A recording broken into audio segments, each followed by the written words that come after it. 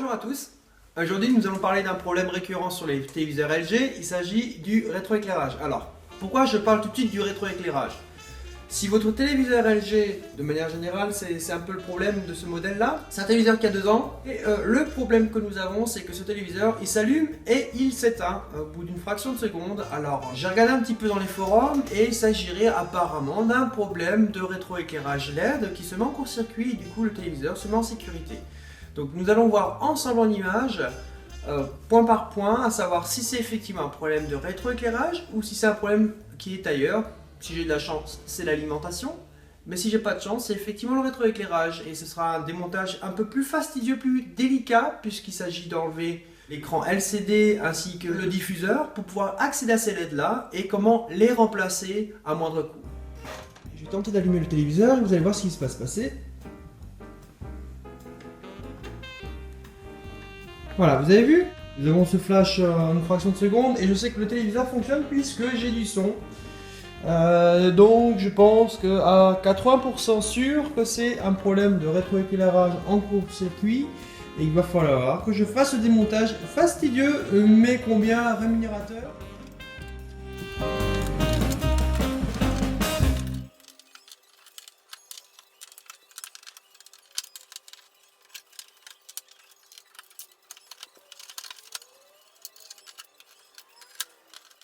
Nous avons tout le système de redressement et filtration. Donc cette carte ne présente aucun... visuellement là comme ça elle ne présente rien de brûlé. Il n'y a pas de boursouflure au niveau des condensateurs. Ce sont les symptômes en général qui sont déterminants, à savoir si la carte en question présente des fatigues et des faiblesses. Je pense pas que cette carte en question soit défectueuse.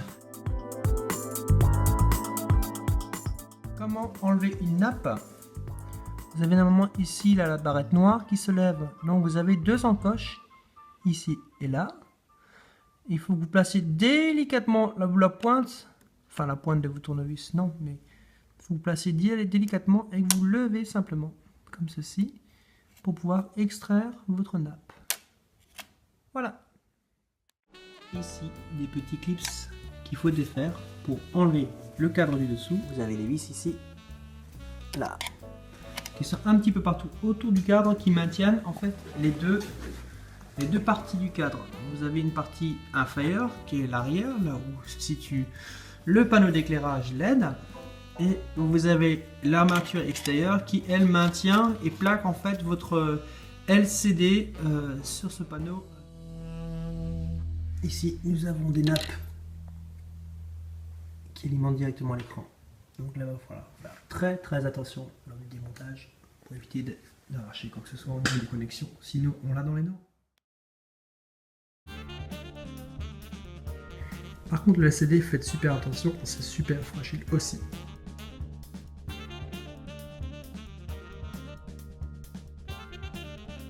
Le défi maintenant, c'est de le mettre sous tension pour pouvoir vérifier la zone qui a brûlé.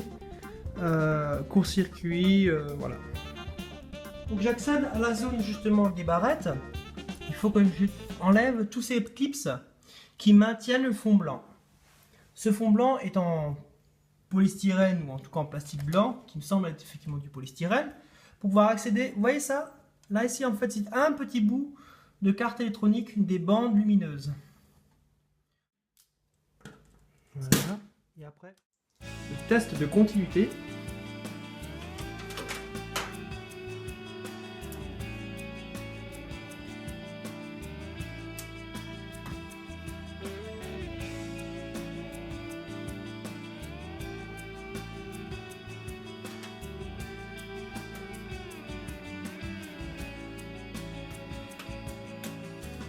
J'ai de la chance, je n'ai pas de court-circuit en vue.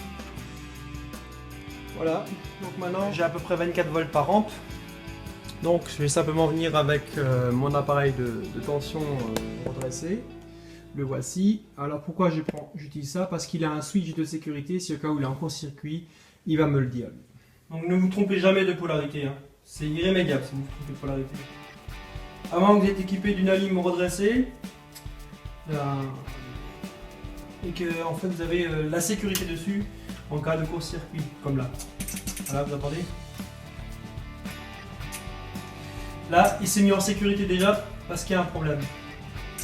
Il y a cette LED là qui est HS. Nous allons la remplacer. Là, c'est bon maintenant. Là aussi, c'est un PEC. Mais par contre, là, je crois que là, il y a aussi un souci. Là, nous voyons une petite zone blanche, là, dans le l'œilleton jaune. En fait, dans la lentille, quand vous avez un petit truc comme ça, c'est simplement que votre LED, elle a éclaté.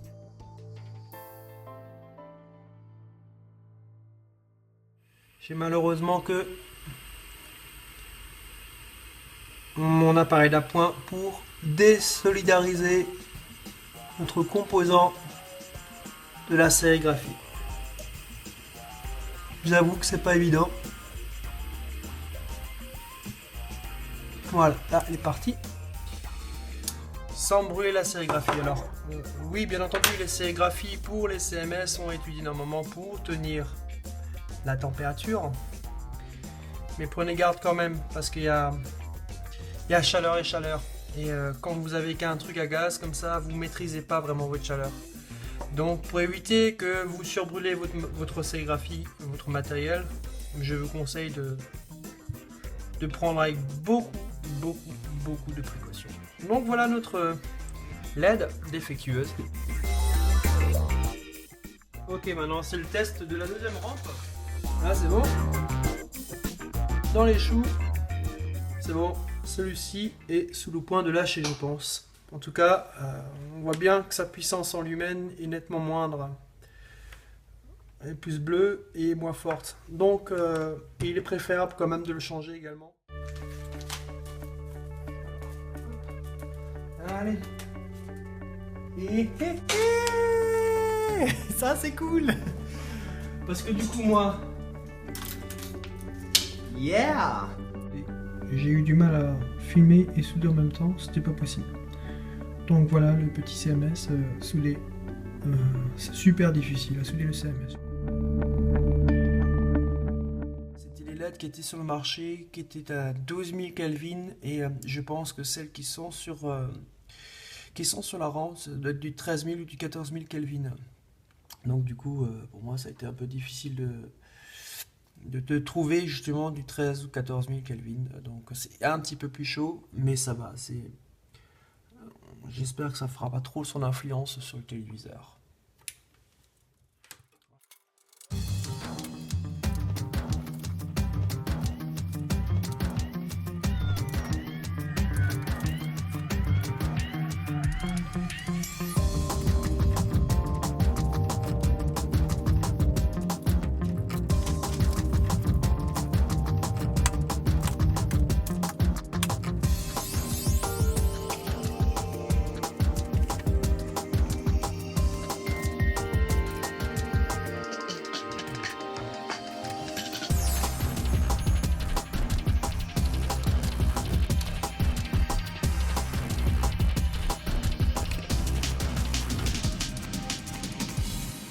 Mettez-les bien dans l'encoche.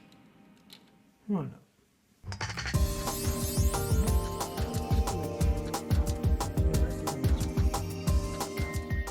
Là, il y a des petites encoches. Hein.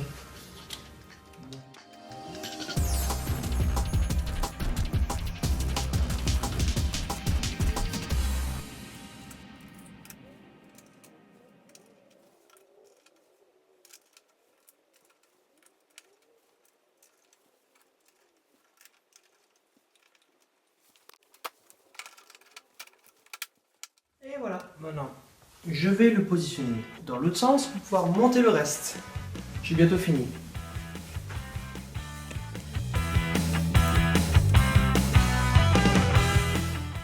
Remonter la nappe.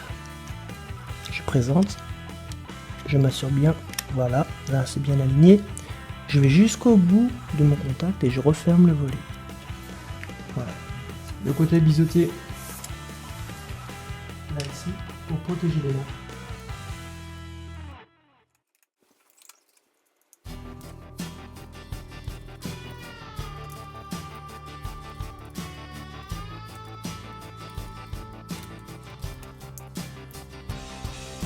Là, j'ai fait une petite erreur. À un moment, il y a une nappe qui passe. Cette nappe est censée passer par en dessous de la carte électronique. Donc il va falloir que je redémonte ça pour pouvoir passer la nappe.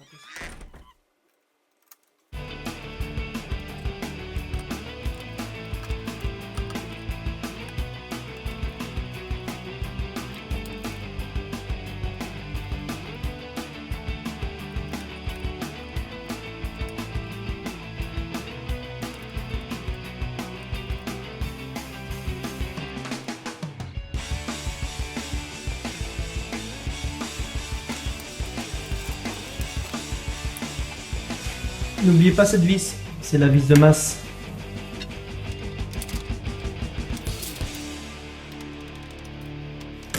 Mon premier téléviseur, je l'avais réparé lorsque j'avais 12 ans.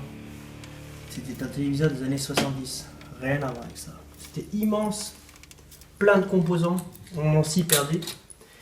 Et c'était pas correctement repéré, il n'y avait pas une partie alimentation, une partie machin, c'était un petit peu à la débrouille-toi. Au moment de vérifier maintenant.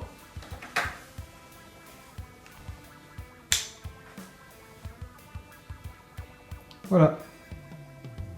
L'écran fonctionne mieux.